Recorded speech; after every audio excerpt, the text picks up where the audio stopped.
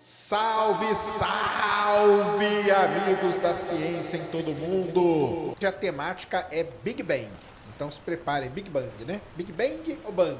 Isso aí já vai ser a primeira coisa que nós vamos falar. Acho que o jeito melhorzinho de falar é Big Bang, né? Que é a grande explosão aí que iniciou o universo. Será que, vamos ver, se não tiver essa pergunta, depois a gente responde. Será que foi mesmo uma explosão? Fica aí essa questão. Se não tinha, vai ter agora. Então, vamos ver quem vai fazer essa pergunta primeiro aí.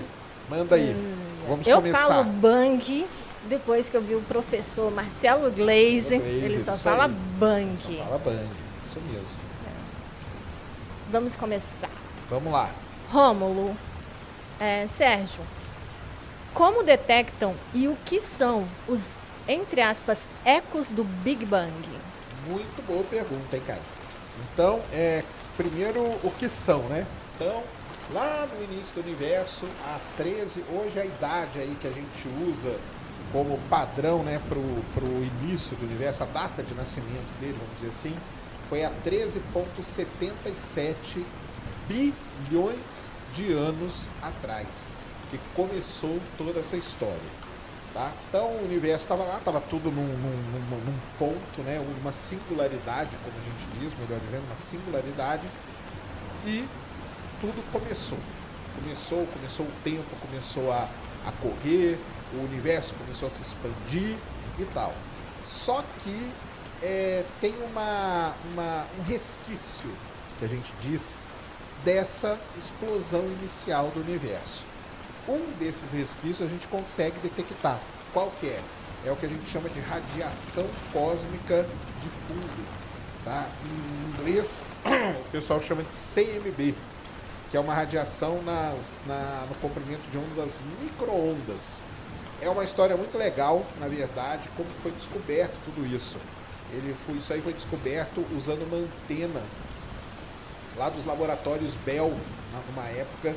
Existia um ruído muito bonitinho na antena lá que o pessoal estava, o Penzias, né, que estava trabalhando nessa antena, a Horn, que eles chamam, e depois de limpar tudo, tirar todos os ruídos, tal, continuou um ruído lá. E ele chegou à conclusão que aquilo lá só podia ser ruído de fundo. Aliás, tem até uma história muito engraçada, porque eles tiveram que limpar a antena, porque tinha muito cocô de pombo. E eles pensavam que era o cocô de pombo que estava dando aquele ruído. Então eles limparam o sinal, limparam a antena toda, e mesmo depois disso ficou esse ruidinho. E aí o pessoal lá reunido, eram físicos e tudo, chegaram à conclusão que aquilo que eles estavam vendo ali era um resquício do início do universo. E isso deu início, então, à construção de alguns satélites que foram enviados para estudar isso. O primeiro deles, famosíssimo, é o COBE. Então, para quem não lembra, isso aí foi na década de 90, ali, meados da década de 90. É uma imagem até meio histórica para o Brasil, porque foi quando os jornais no Brasil, eles eram tudo preto e branco. Quando eles começaram a ficar colorido, uma das primeiras imagens coloridas que foi postada no jornal físico, foi a imagem do COBE. Abre lá aquela figurinha lá que eu te mandei, Mulan. Vamos ver. Que é aquela... Não. Aquela que é toda colorida lá. Não. Aquela que são três assim, ó. Essa aí. Então, exatamente, ó. Tá vendo? Em 1992. Isso aqui são as três imagens que a gente tem da radiação de fundo do universo.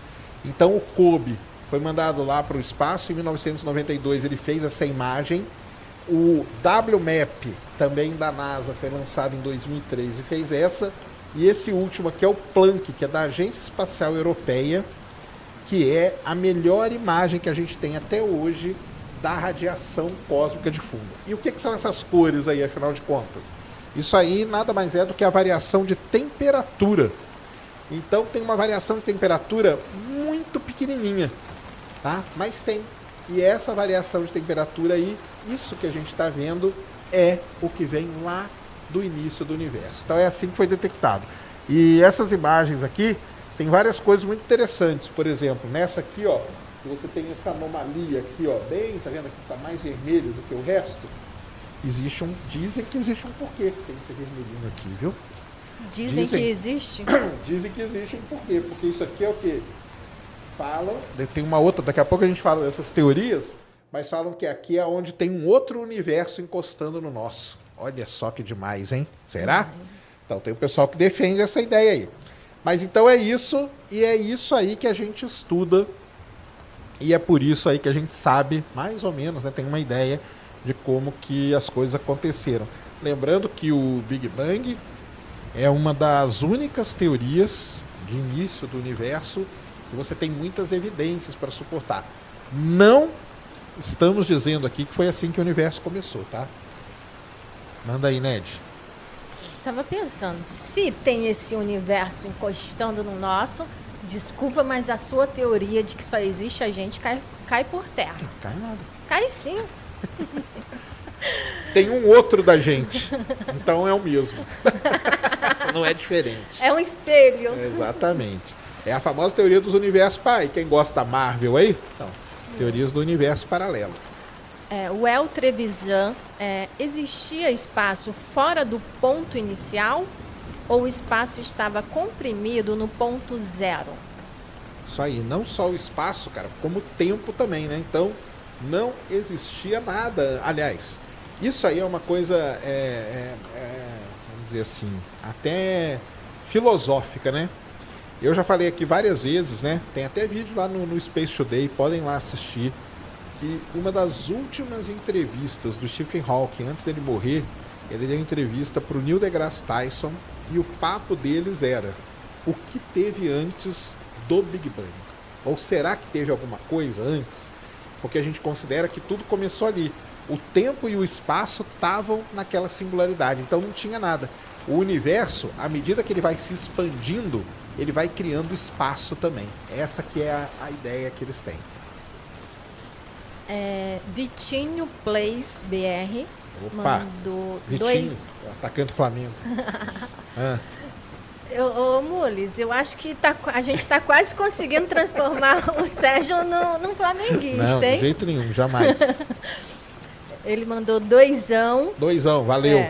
Os aliens criaram o Big Bang? Aliens? Como assim? Ele deu risada, tá? Ah, tá. Não, os aliens não. Mikael JSL mandou 10,90. Boa. A origem do universo por Stephen Hawking. Faz sentido? Cara, mas qual que é a origem do universo pelo Stephen Hawking, entendeu? O Hawking, ele era eu acho que ele lidava mais, o Hawking, com o lado do buraco negro, né? Então, existe uma das teorias alternativas para o início do universo é que, na verdade, a gente está num buraco negro, porque tem uma singularidade, igual tem no buraco negro, e está tudo se expandindo e a gente não passa de um determinado ponto para fora. Então, a gente está aqui dentro. Então, assim, faz sentido se a gente encontrar as coisas que ele, né, postulava ali na teoria dele, tudo bem. O problema é que até hoje a gente não encontrou. Então, fica muito complicado, né? Mas ele, acho que ele não defendia tanto, assim. Ele era mais um pensador sobre o início do universo, tá? O El Trevisan. Existia espaço fora do... não, você já foi. Anse Andrade. O Big Bang poderia ser o choque entre dois eventos maiores? Ou seria delírio? Pode ser. Pode ser sim, porque pode ser que existe, né? Essa é uma outra ideia também, de que o universo nunca teve início, nunca teve fim. E pode ser que, se você vai para o lado aí dos multiversos e tal, pode ser que é um universo chocando no outro. Então, quando tem esse choque, acontece alguma coisa. Na verdade, perguntou se é delírio, né? Muita coisa nesse negócio do início do universo é muito delírio mesmo. Mas é assim que é a vida dos físicos teóricos, né? Que gostam de tudo isso. É que tudo isso tem que estar pelo menos dentro das leis da física que a gente conhece. Tá dentro dessas leis da física, aí o cara começa a viajar e delirar mesmo. Porque é muito difícil a gente ter informações de como que eram as coisas lá no comecinho. Tá? Por isso que existem várias ideias sobre como que o universo começou. Falando de delírio, até o Einstein achava que buracos negros era um delírio, né? Apesar dele fazer todo o estudo lá, depois ele mesmo falou, não, isso não... Ele duvidava das coisas que ele mesmo desenvolvia. Mal sabe ele que ele estava certo. Tiago Manuel, no ponto onde ocorreu o Big Bang, não deve existir nada? Um vazio gigante, já que tudo se expandiu? Excelente ideia, né? Mas não, né? Porque esse ponto, é porque não é um ponto, viu, pessoal? Esse ponto a gente chama ele de singularidade. Então tudo bem, vamos chamar de ponto, mas é uma região, melhor dizendo, aonde a densidade, lá no início do universo, ela tendia ao infinito, né? Então imagina, toda a massa comprimida num ponto de volume quase zero. Quase zero. Então a densidade é massa sobre o volume, não existe divisão por zero, mas se o volume tender a zero, isso aí o pessoal de cálculo vai gostar, a densidade tende ao infinito. Então era isso que a gente tinha no iniciozinho do universo. Agora, isso emenda com outras perguntas aí que vão aparecer com certeza, que é aonde aconteceu essa explosão, onde que foi o ponto inicial, né? Aonde que eu tenho que olhar para o céu para descobrir? Isso não existe, tá? Isso não existe. Por isso que para essas análises todas que são feitas, a gente se coloca no centro do universo. E se a gente morasse em outra galáxia, o cara lá se coloca no centro do universo e o outro na outra se coloca no centro. Porque analisando todas as galáxias, tudo, em todas as voltas, em todas as direções que a gente olha, a gente chega à conclusão que o universo ele tem duas propriedades muito importantes. Ele é isotrópico e homogêneo, tá? E tem pequenas flutuações, que é aquela variação na radiação cósmica de fundo. Mas a distribuição de galáxias e tudo segue aí uma coisa isotrópica e homogênea. Embora eu sei que tem gente que não concorde com isso. É a questão do nosso ponto de vista, né? De onde a gente está. Então, o ETzinho que está lá na outra galáxia... Para ele lá é o centro e tá tudo bem. Aos poucos tu vai se convencendo. Tu falou que... Linhares Leandro, por que após o Big Bang o universo não parou de expandir? Excelente pergunta. Na verdade é isso que o pessoal está procurando até hoje, né? Na teoria do Big Bang, tá? Foi criado ali junto o que a gente chama de energia escura. A energia escura é uma força, que a gente não sabe o que ela é, por isso a gente chama de escura, que está empurrando o universo, tá? Fazendo com que ele se expanda de forma acelerada. Mas existe, por exemplo, uma das teorias alternativas ao Big Bang é a teoria do estado contínuo. Então não tem expansão, tá tudo paradinho. Mas aí você não tem como... Nessa teoria alternativa, o lance das galáxias estarem se afastando mata ela logo de cara, entendeu? Então, o lance aqui tem a energia escura. Agora, como que aconteceu isso lá no começo e o que é energia escura? Então aí... É a pergunta de 1 milhão. É a pergunta de 1 milhão, isso aí. Ateu Vegano mandou 5 e ele comentou: o nada absoluto não existe na física. O nada é apenas uma palavra esperando tradução.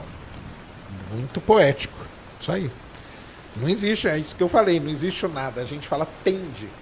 Então, a densidade é massa dividido pelo volume. Não existe volume zero, mas existe o volume que tende a zero. Então, o pessoal que estuda cálculo aí vai explicar aí direitinho. Tiago Manuel, e se no ponto onde ocorreu o Big Bang houvesse estrelas ou galáxias próximas, estaria errado? Cara, então, mas não tinha, né? Porque não tinha nada ainda. Galáxia, estrela, foi um negócio que foi surgir milhões de anos depois do início do universo. Então não tinha absolutamente nada. O universo passou por um tempo ali que a gente chama de Dark Ages, a era das trevas, que o pessoal traduz. Depois veio a era da reionização, que é onde o James Webb está procurando as coisas, e depois foi seguindo ali o curso da evolução do universo. Então você não tinha galáxia, estrela, não tinha nada ainda, porque era muito pouca matéria, ainda não estava começando a se juntar, se aglomerar, se aglutinar para formar estrelas, para formar galáxia, nada disso. Fábio Lira mandou 2. Valeu. Sacane, chama o físico David Barg. É aquele cara, o pessoal sempre pede pra gente chamar ele. Vou ver isso, tá? Já mandou 5. Boa. Sacane, a nossa memória fica guardada no cérebro ou na nuvem? Ou na, entre aspas, nuvem? Aí ele colocou entre parênteses, alma. Aí é complicado, hein? Eu acho que logo pra mim pra fica no você- cérebro, né? E logo pra você, eu hein? não acredito nesse negócio de alma, nem nada disso. Pra mim fica no cérebro mesmo.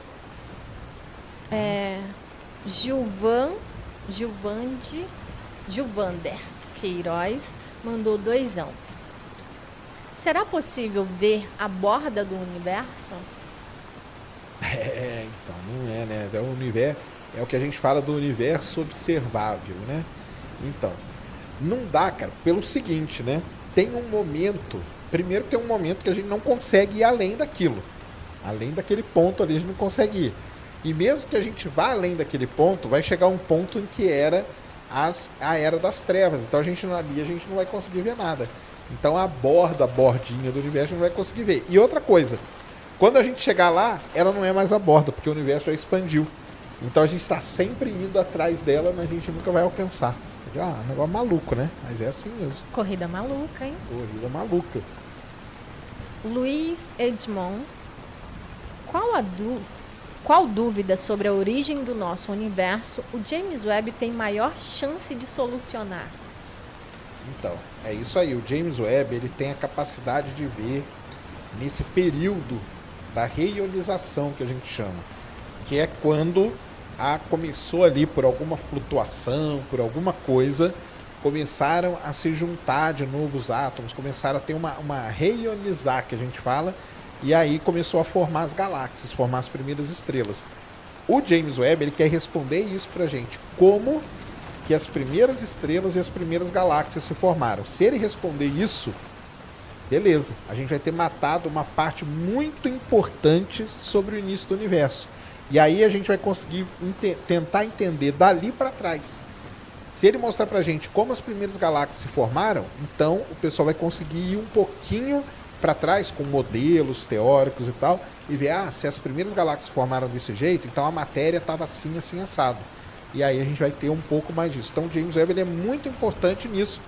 E ele está conseguindo, né? Que aí em 2, 3 semanas, todo dia ele consegue ver uma galáxia mais distante. Até que ele vai chegar no limite dele, ele tem um limite. Mas isso é muito legal, porque o limite dele já é dentro dessa faixa aí, que a gente chama de período da reionização. Tá? Will Couto acredita que a matéria escura pode ter alguma relação com o Big Bang? Pode ter também. Ótimo pensamento, viu? Porque a matéria escura, a energia escura e tudo estava ali, né? A energia escura está empurrando ainda. A matéria escura estava ali. Então, qual é o papel da matéria escura no início do universo, na formação do universo? Então, pode ter um papel aí muito importante, sim. Só que, de novo, né? A gente tem que saber o que é a matéria escura primeiro, para depois ir atrás. Por isso que é muito importante. Aliás, não é só importante, como é fundamental para a gente entender como o universo funciona, a matéria escura e a energia escura. Porque, assim, o modelo que governa o que a gente entende do universo, hoje ele se chama modelo Lambda CDM, onde o lambda, essa letra aí grega, quer dizer energia escura, e o CDM quer dizer Cold Dark Matter, ou seja, matéria escura fria. Então, tem duas coisas que governam o universo, matéria escura e energia escura. E olha só, as duas coisas mais importantes do universo, a gente nem faz ideia do que é. Tá vendo só? Por isso que é muito importante todas as pesquisas, trabalhos que são feitos tentando ir atrás do que é isso. Quando for atrás disso, quando a gente descobrir o que é matéria escura, o que é energia escura, vai revelar todo o segredo aí do início do universo pra gente, do universo todo. Então, é muito importante isso. Marcos Mundo 3D. Como sabemos que houve um período de escuridão pós-Big Bang? Que evidências temos? Legal, hein? Então, abre lá a figurinha lá, Mules, pra gente coloca ali que a gente não, vamos na outra ali. Essa aí pode ser sim. Ou tem aquela outra, né? Mas vamos falar nessa aqui primeiro, né? Então, tem vários problemas, tá, pessoal? O primeiro é o seguinte: não tem como a gente representar o universo. Porque o universo, como a gente conhece, ele tem 3 dimensões e aí tem uma 4ª dimensão que a gente fala que é o tempo, né? Que é o espaço-tempo. Então, assim, existe um problema seríssimo de representação, tá? Então ponham isso na cabeça, a primeira coisa que tem que colocar é isso. A gente consegue fazer o máximo, é isso aqui, né? Um desenho, é uma representação de como seria o universo. Então vocês vão ver essa figurinha aqui e variações infinitas desse tipo de figura que ela mostra como que o universo a história do universo. Lembrando que isso aqui está acontecendo tridimensionalmente para todo lado e ainda tem o tempo aí no meio. Beleza?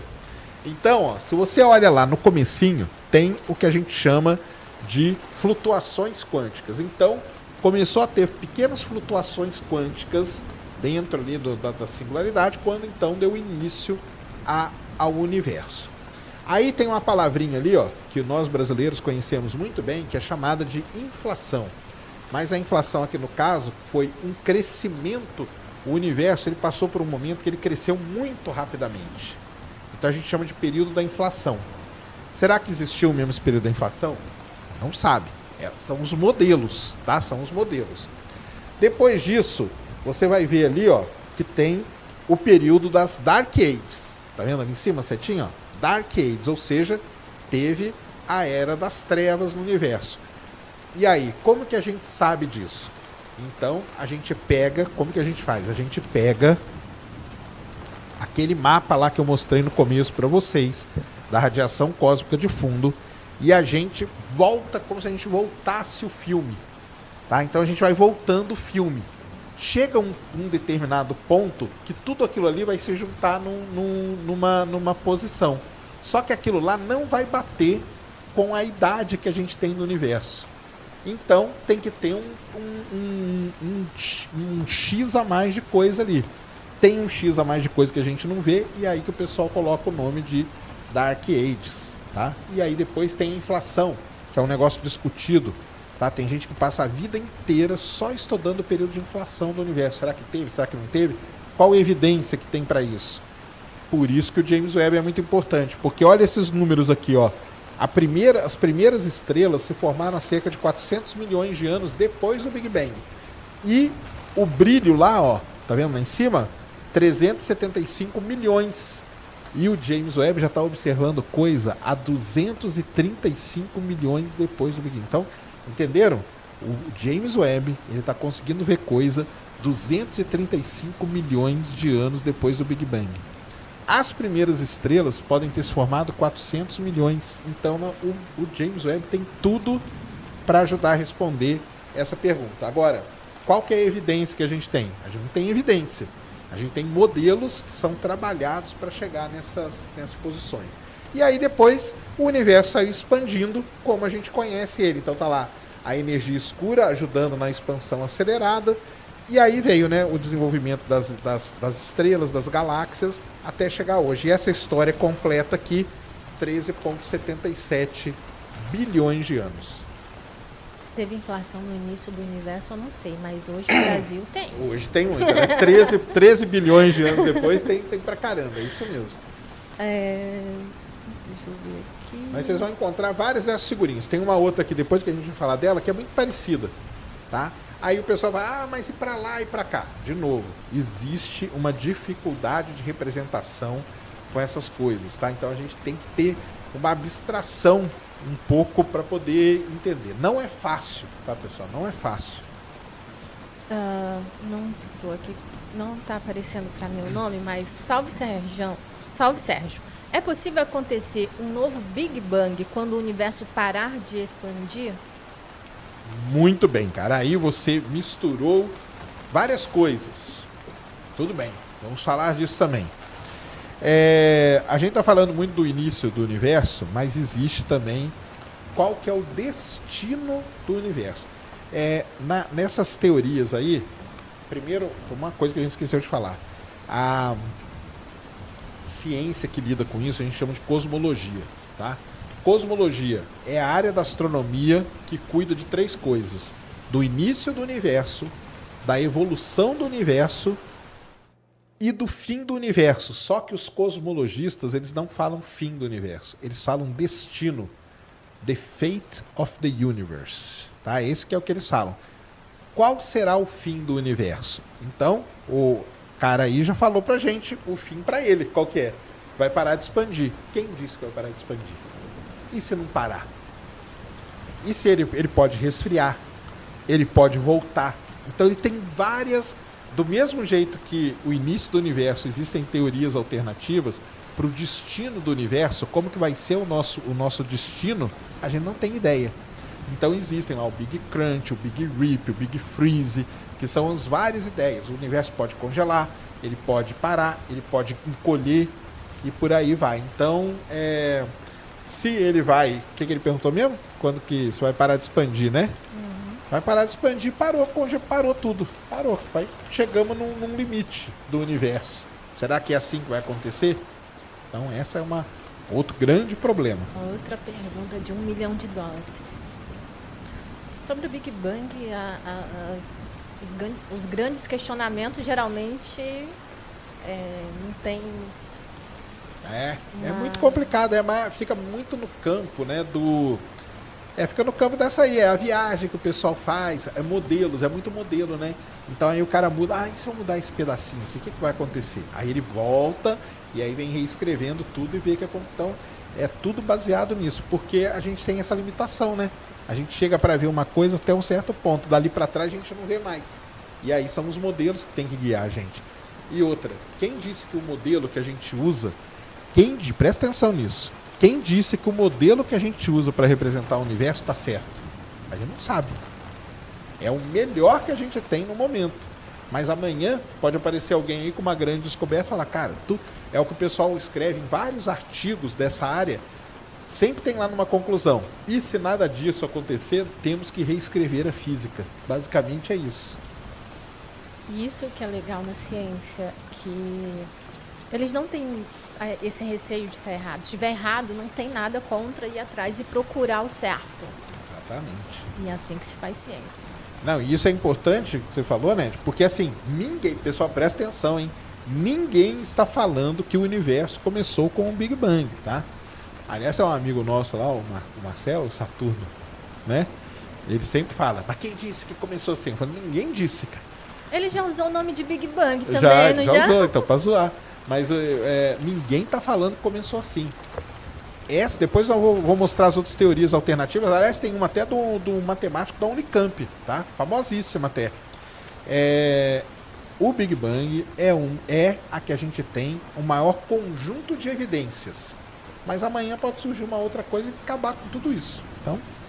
Tanto que quando a gente fala dele, né, do Big Bang, a gente fala que é a teoria mais aceita. E não que ela essa. E pronto. Exatamente. Renato Armani mandou $4,99. Pá. Sacane, você é FOD? Você realmente não acredita em Deus? Sim, realmente não acredito. Não é muito complexo o início de tudo? Muito complexo. Estamos aqui falando, cara, é muito complexo. Repetindo, né? As duas principais coisas que tomam conta de tudo isso a gente não sabe, né? E aí eu entendo o que ele está querendo dizer. É tão complexo que a gente pode abrir mão disso e ir para um outro lado, que é o lado de ter um criador. Bem, se a gente não consegue explicar isso, Por que não pode ter tido um criador? Pode sim, pode também, entendeu? Então, Manda um abraço para minha esposa Gabriela. Valeu, Atlanta. salve aí para sua esposa Gabriela e um salve para Atlanta. FLV Palmiro mandou 10.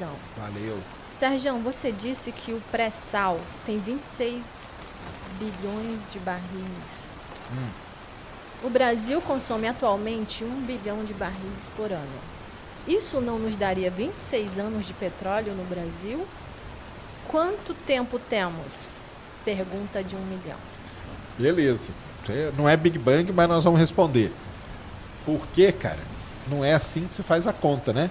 Essa conta que você está fazendo é se a gente parar e não descobrir mais nada. Beleza? Mas as coisas vão sendo descobertas. Desde que eu me entendo por gente, falam assim, a gente só tem mais 10 anos de petróleo, né? Todo mundo já ouviu isso aí. Não, é só mais 10 anos, é só mais 10 anos. Da onde que vem essa frase aí que o pessoal sempre falou?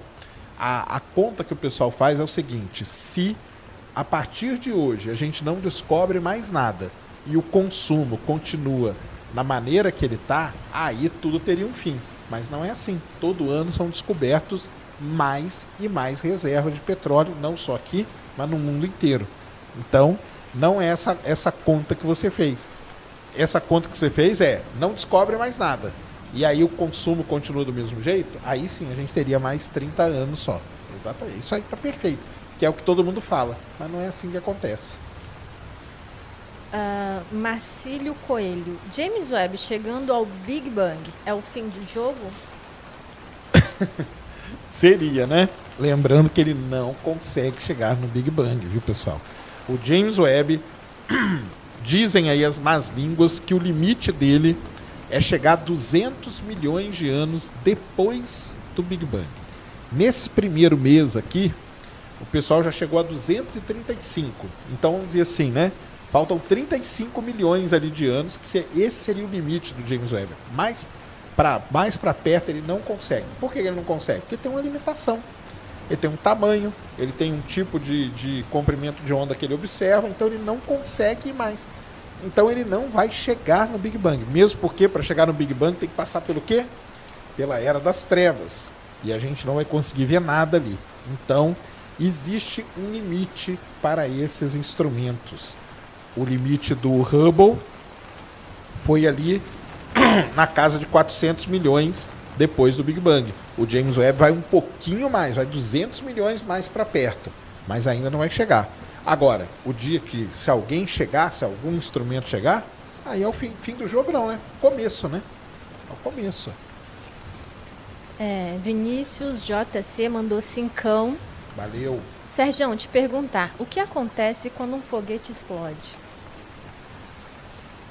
Como assim? Não, ele gastou 5. Eu acho que faltou o resto da sua pergunta. O que acontece com o quê, cara?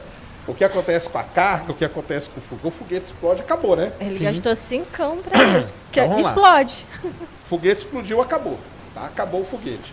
Agora, o que acontece com o foguete? Prejuízo da empresa dona do foguete. Então, o Falcon 9 está lá, levou... vamos pegar o exemplo de ontem, né? O Falcon 9 lançou a missão para a Lua lá da Coreia, beleza? Se o Falcon 9 explode com a missão ainda, vamos supor que ele explode e a missão tá nele, problema do Elon Musk, entendeu? Problema dele. Ele vai ter que se virar. Normalmente, essas cargas, né, tem seguro e tudo e tal, então tem tudo uma coisa dessa. Agora, vamos supor que o Falcon 9 liberou a carga. Liberou a carga é dinheiro no bolso do Elon Musk. E se o foguete explodir? Prejuízo único e exclusivamente dele. Então, são as variantes que tem. Por exemplo, ele pode explodir na plataforma. E aí vai ser um prejuízo maior ainda. Porque além de perder a carga, além de perder o foguete, pode danificar a plataforma. Então é isso. Agora, uma outra coisa que você podia ter completado na sua pergunta, que eu acho que faltou você completar, se um foguete explode, é um atraso muito grande em muitas coisas, tá?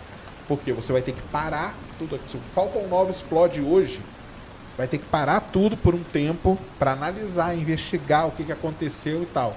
Aí vamos supor que você tem um satélite para mandar no Falcon 9. Você vai ter que esperar a investigação, você não vai mandar logo em seguida.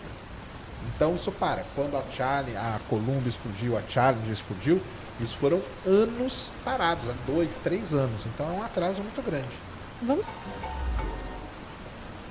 Distância? 155 milhões de quilômetros. Tem lua? 2, Phobos e Deimos. Tem atmosfera? Sim, fina. Tem vida? Não. Terra formar Marte ou Marte formar a Terra? Marte formar a Terra. Salve, salve, amigos da astronomia em todo... Que da astronomia, cara? Da ciência em todo mundo. Da astronomia também, né? Hoje é um programa astronômico. Muito bem-vindos a mais um Ciência Sem Fim aqui ao vivo e ao vivo. E vocês já viram aí pelo começo, né? Do que nós vamos falar. Será que vocês sabem do que nós vamos falar? Sobre Marte, o deus da guerra. Muito bem, então. Então nós já começamos aí com algumas características principais de Marte. E vamos para as... Tem muita pergunta, viu, galera? Mas vai ser legal, sim. E mande mais. Vamos lá. E lembrando que o pessoal que mandar pela plataforma, a gente vai mostrar na TV. E tem uma coisa também na plataforma, é que você tem a opção de mandar vídeos e áudios, tá? Isso aí, pode mandar vídeo e áudio. Seu áudio aparece aqui por 100 Sparks, que é equivalente a R$10. Show? E quando a gente fala da plataforma, uma coisa importante também é que a gente sabe, né, que o Superchat fica uma porcentagem pro YouTube. E na plataforma não, vocês estão contribuindo, ajudando o canal. A ciência no Brasil. Tá? Isso aí. O que você acha mais fascinante em Marte? Nossa, essa é uma pergunta bem difícil, né? Porque Marte, tudo em Marte é fascinante. Quem já viu Marte num bom telescópio, assim, sabe como que Marte é um planeta muito mais legal. O que eu acho fascinante, eu, particularmente, por conta da minha profissão, que é... Na universidade, a gente brinca o seguinte, que eu sou um geoqueque. Sabe o que é geoqueque? Geo qualquer coisa. Porque eu sou geólogo, geofísico e tal, mas eu, pela minha formação, o que mais me fascina em Marte é a riqueza geológica do planeta. Então, você ter vulcões, você ter cânions, você ter planícies, crateras. Isso aí, para quem é geólogo, cara, é um dos sonhos do geólogo é ir para Marte, porque os outros planetas, Mercúrio, tudo bem, tem alguma coisa ali parecida com a Lua, só que Mercúrio a gente sabe que a gente nunca vai. Vênus parece que é interessante, mas Vênus não dá para descer lá. Então sobra Marte. Então o que me fascina é isso. E você? O que você acha mais fascinante, Ned? Eu também concordo. A geologia, toda essa parte, e principalmente com os rovers lá, que trazem mais informações, porque acreditava-se, tipo, Marte, um planeta morto. E a gente saber dos, entre aspas, martimotos, é algo muito incrível. Isso aí, legal demais. Quais as pesquisas relacionadas a Marte e como faço para colaborar? Muito bom, cara. Sim, tem várias maneiras, né? Quem esteve aqui e explicou um pouco pra gente sobre isso, depois você volta aí no Ciência Sem Fim, tem um episódio com o Nelson Falsarella, que é um astrônomo amador, tá? Astrônomo amador do Brasil.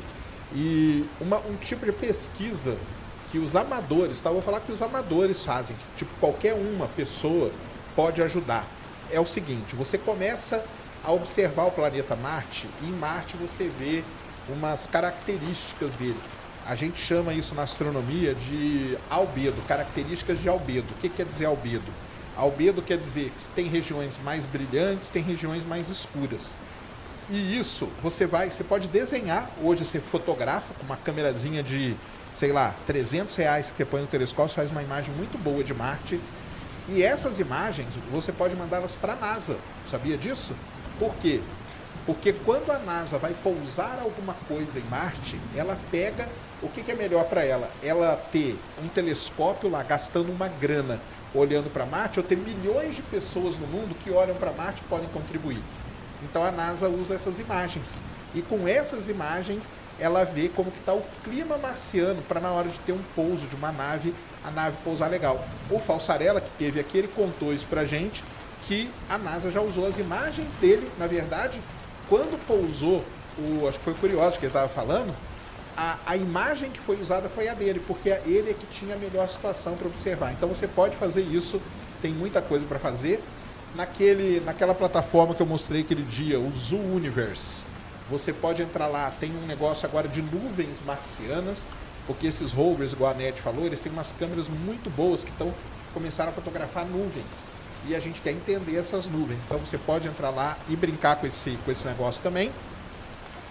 Tem banco de dados gigantescos de Marte, então tem uns caras que a gente segue no Twitter aí que fazem um trabalho sensacional. Eles pegam uma imagem, tá? Uma imagem 2D, só que junto com as imagens a gente tem um negócio que chama Modelo Digital de Terreno, DTM. E com esse DTM você joga num software específico, quando você junta as duas coisas você cria um 3D. Então tem gente que faz essas visualizações 3D aí que são legais pra caramba. Você tem muita coisa para fazer e tem muito dado de Marte que é aberto, tá? Depois eu vou... lembrei disso aí, Mulano, depois a gente colocar um site aqui para vocês que é sensacional com um monte de dado aberto de Marte. Pode fazer programinha, você que quer entrar na área de programação, ó, uma outra dica, lembra que eu falei de exoplaneta já, de galáxia? Marte e Lua. Você pode fazer um código para contar cratera. É isso mesmo, contar cratera, que é um negócio muito legal. Aliás, tem 2 alunos meus que fizeram um programinha de contagem de cratera sensacional. Tem muita coisa. Tu vai dar o site para o pessoal continuar perdendo a vida, né? Esse perde mesmo. Esse perde, viu? Os outros não, né? Esse é que você vai perder. Pacas mandou R$10,90. Valeu. Viagem para Marte paga pelo Elon Musk. Ned, Serjão e Mulambo? Eu não vou não, eu fico gritando. Você vai, Mulambo, numa viagem para Marte? Vai? Mulambo é corajoso. Você gosta de montanha-russa, Mulambo? Ele falou que vai. Mulambo é muito forte. Não é dizer que gosta, né? Mas vai. E você, Ned, vai? Eu vou. Eu fico aqui gritando só, cara. Não vou nem a pau. William Borges mandou R$5. Valeu, William. Boa noite, Serjão e Ned. Seria possível fazer o espectro de Marte ou das luas de Saturno para buscar sinais de bioassinaturas? Sim, sim. Não é que só que seria possível. O espectro de Marte, cara, ele é feito desde os anos 1800 e pouco. Desde os primeiros telescópios, os astrônomos já fazem... Vou contar a história de Marte para vocês. A história de Marte ela é muito, muito legal, tá? Ela é muito legal. O que acontece com Marte? Marte, ele foi observado pela primeira vez, tá? Pela primeira vez que alguém observou Marte, sabe quem foi? Foi o Huygens, tá? Um astrônomo alemão com um telescópio muito ruim, mas Marte é um planeta que é perto da Terra. Quando ele observou Marte pela primeira vez, ele viu uma mancha escura em Marte que ela mudava de posição. Pô, isso aí o cara já ficou intrigado. Só que isso aí, eu falei 1610, não, isso era 1650. Era 50 anos depois da invenção do telescópio. Olha que doideira. Bem, o tempo passou, os telescópios deram uma avançada. Ali nos anos 1800 surgiu um italiano muito importante para Marte, chamado Giovanni Schiaparelli. Ele tinha um telescópio um pouco melhor lá na Europa e ele começou a observar Marte. Aí o que ele fez? Ele via em Marte uns risquinhos, tá? Ele via uns risquinhos. E aí vocês vão entender aonde começa todo o problema com Marte.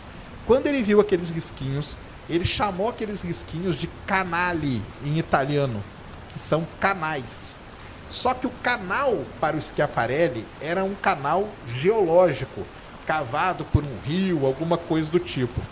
Quando essa palavrinha, essa palavra, pessoal, só essa palavra, ela foi traduzida para o inglês, atravessou o Oceano Atlântico, foi parar nos Estados Unidos, ela veio como channel.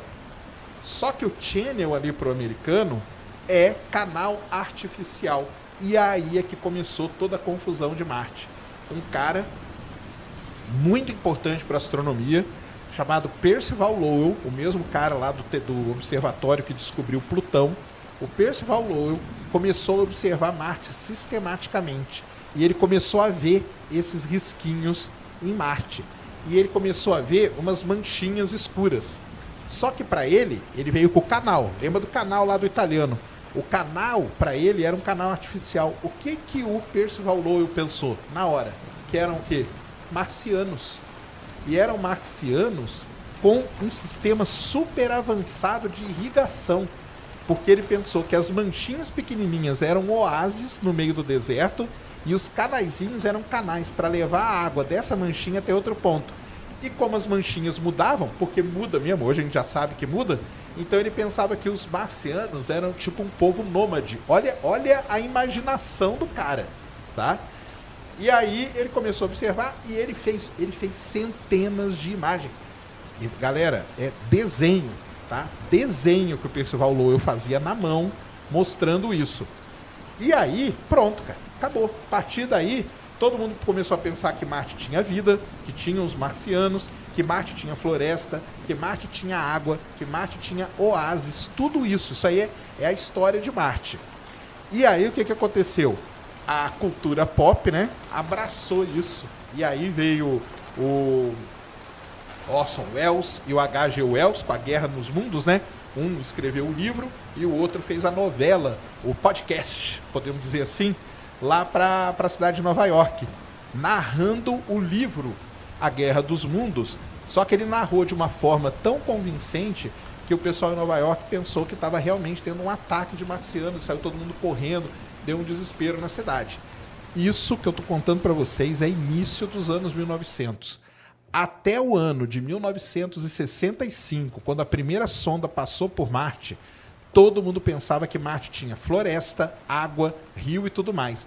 Quando a sonda Mariner 4 fotografou Marte a primeira vez e veio um monte de cratera, foi uma grande decepção para o pessoal que tinha isso. Então, essa história de Marte aí é muito interessante, cara. É muito interessante mesmo, porque 1965, né? Nossa, é ontem, né? 1965 é ontem aí, né? Na nossa história. E até 1965 se pensava que tinham marcianos lá. E é daí que vem toda essa confusão que foi criada. Temos pergunta na plataforma. Opa! Aí, ó. Galera usando a plataforma. Ó, legal. Isso aí, galera. Ajudem nós, mande lá na plataforma, hein?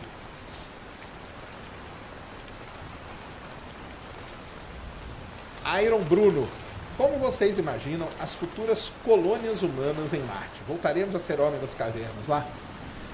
Então, né, cara, aí entra num problema sério, porque eu, por exemplo, eu particularmente, tá? Podem brigar, me xingar aí à vontade. Eu acho que colonizar, nós nunca vamos colonizar. A gente pode ir, explorar e tal. Agora, colonizar, muito provável, na minha ideia, tá? Agora, você, Iron Bruno, falou uma coisa muito certa. A melhor maneira da gente morar em Marte é no que a gente chama de tubos de lava, tá? Os tubos de lava são buracos, realmente buracos mesmo. Em inglês a gente chama de pits, formado por lava. Então o que acontece? Cumbre Vieja, o vulcão aí do ano passado, lá nas Ilhas Canárias, é muito legal porque a gente está vendo a formação de um tubo de lava ao vivo. Ele entrou em erupção, a lava, como que o vulcão entra em erupção, né? A lava vem por dentro da Terra e sobe pelo vulcão. Marte foi do mesmo jeito. Quando o vulcão se extingue, ou seja, não vai ter mais erupção, aquela lava ali, ela é facilmente erodida. Então, ela cai toda, ela desmorona. Quando essa lava desmorona, o que fica é o quê? É o que a gente chama de tubo de lava. Então, Marte tem vários tubos de lava. Coloca ali pra gente, Mulamba, aquele Wikipedia que eu te mandei. Que eu te mandei um sobre os tubos de lava ali, ó. Não, do lado. Martian. Isso. Então tá aqui. Aqui ele tá explicando como que formam, né, os tubos de lava, que são feições vulcânicas e tal. Desce aqui que eu acho que tem umas imagens muito legais. Porque aqui, então, ó, como que fica, tá vendo? Então fica assim, ó. A lava, ela cai aqui, né? E aí fica o buraco aqui. Então, essa potinha aqui, ó, depois se você puder aumentar essa, isso aqui é um tubo de lava em Marte. Tá? Então isso aqui é uma foto de uma sonda da NASA, não é uma cratera. Você está vendo ali, ó, aquela entrada ali é um tubo de lava, é a entrada do tubo de lava onde a gente poderia morar. Volta lá para a gente ver umas. Esse aí, aqui é formando, pode descer, que eu acho que tem aqui na Terra no final. Ah, não tem. É porque na Terra tem tubos de lava também, tá? Lá no Havaí, por exemplo, tem muito tubo de lava. E tubo de lava, vejam a série Mars. Eu não sei onde que ela tá, eu acho que ela saiu da Netflix, né? Mas lá no final da primeira temporada, uma geóloga fala assim, galera, porque tava, pode dar spoiler, né? estava morrendo uns pesquisadores, eles não sabiam o que era um nível muito alto de radiação, e uma mulher lá falou assim, haha, eu sei o que a gente tem que fazer, temos que achar um tubo de lava e morar lá dentro. Aí eles vão, procuram, acham e entram lá dentro, é legal pra caramba. Então, vamos lá, Ned, começar aí a nossa jornada para a Lua. Exatamente. Nosso satélite natural. Isso. Minha amada Lua. É isso mesmo, a Ned gosta muito da Lua. E a Lua, né, não tem como não gostar também, né? A Lua aí, o objeto mais... E a Lua tem muita história com a própria humanidade, ó. Primeira coisa pra vocês saberem, o primeiro registro de qualquer ser humano que escreveu alguma coisa, mais ou menos assim, ou que marcou alguma coisa, e isso aí foi num osso de macaco, tá?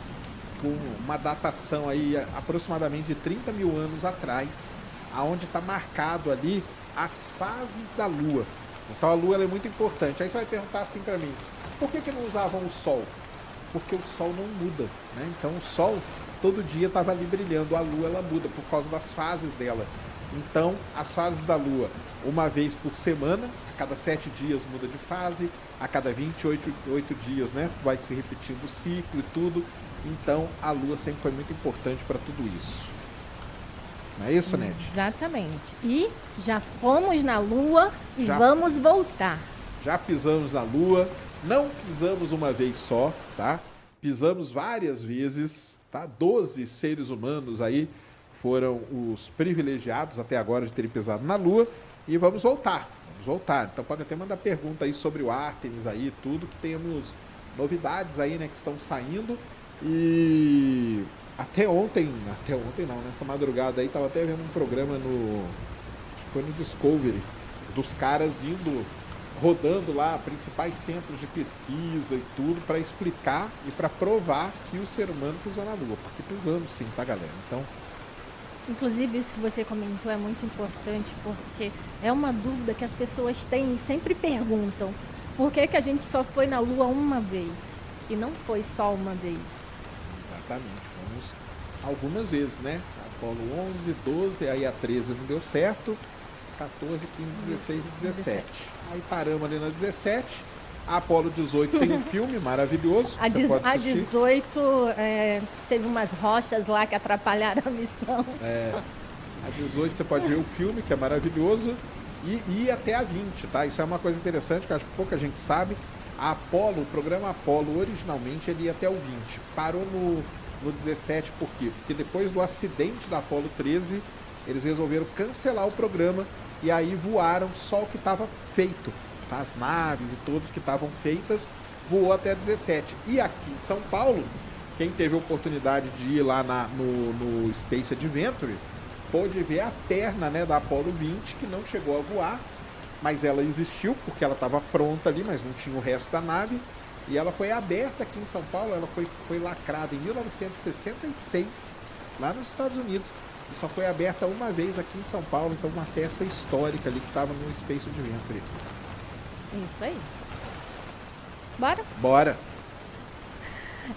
Vamos lá. Aleph Martins, ele perguntou por que a Lua da Terra é tão grande e por que temos só uma Lua? Excelente pergunta, hein, cara? Então, pra pergunta dele, tem várias coisas aí, né? Então, lembrando, né, que dos planetas, Mercúrio não tem Lua, Vênus não tem Lua e a Terra é o primeiro objeto a ter Lua. Isso aí já é uma grande questão, né? Por que esses outros objetos não têm Lua? Talvez pela proximidade do Sol e tal. Depois, Marte tem 2 luas, que a gente não sabe, né? Se são meio asteroides capturados e tal, vai ter uma missão para lá. E a nossa Lua, ela é muito peculiar, né? Ela é muito diferente de todas as outras, porque ela foi formada por um grande impacto, pelo menos é o que diz aí a teoria mais aceita no momento, que ela foi formada por um grande impacto, e ela ficou de um tamanho gigantesco, porque a nossa Lua é a maior Lua em tamanho relativo com o planeta. Não é a maior Lua do Sistema Solar, a maior é Ganimedes, mas a nossa é a maior em tamanho relativo do planeta. E isso pode ter sido fundamental para a vida existir aqui na Terra. Por que a gente teve uma Lua só? Assim, porque não dá para a gente saber, né? Pode ser que a gente tenha tido outras luas. Pode ser, na verdade, que a gente tenha tido milhares de luas, de pequenas luas, que foram se aglutinando e criaram essa. E no momento em que estavam essas coisas se formando, esse objeto principal que se formou na órbita da Terra, ele era tão grande que ele acabou aglutinando todo o resto. Então, uma das linhas de explicar por que a gente tem uma Lua só, é isso que explica também o fato dela ser muito grande. Porque todo o material, para quem não sabe, a teoria é de que um objeto do tamanho de Marte, chamado Theia, bateu na Terra. E quando ele bateu na Terra, ele se misturou meio com o manto da Terra e arrancou um pedaço. Esse pedaço que foi arrancado, ele tinha parte dele material da Terra, parte dele material dessa Theia, esse objeto aí. Ele não é que ele arrancou e formou a Lua, vaporizou um monte de pedacinho, esse pedacinho estou aglutinando aos poucos e formaram a Lua. Então a explicação deve estar por aí, tá? A gente não sabe exatamente, mas deve ser isso. Nem sempre a gente tem só uma Lua. Às vezes um objeto se aproxima, fica orbitando a Terra. E tem algumas épocas, recentemente a gente estava com isso, inclusive, né? Isso. Com outro satélite natural. A gente tem luas que são, digamos assim, provisórias, né? Elas ficam um tempo, a Terra captura algum pequeno asteroide e ele fica na órbita da Terra por alguns anos e depois ele sai. Então isso aí acontece, sim. É. Tem um superchat aqui do Paulo Henrique, não é sobre a Lua, é indicação, ele mandou 5. Chama o Vlad do Área Secreta. Acho que rende um programa muito bom. Abraço. Nós já conversamos até com ele, né? Já encontramos com ele aqui no estúdio lá uma vez e combinamos com ele. Ele é um cara muito gente boa. Temos que ver, eu acho que ele está nos Estados Unidos agora. Tá? De novo, né? Porque ele morava lá, veio para cá, voltou. Mas a gente tem essa vontade, sim, de conversar com o Vlad. Ele mesmo já tinha falado.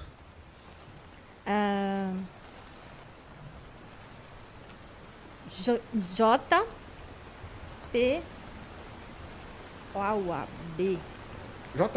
É, o JP.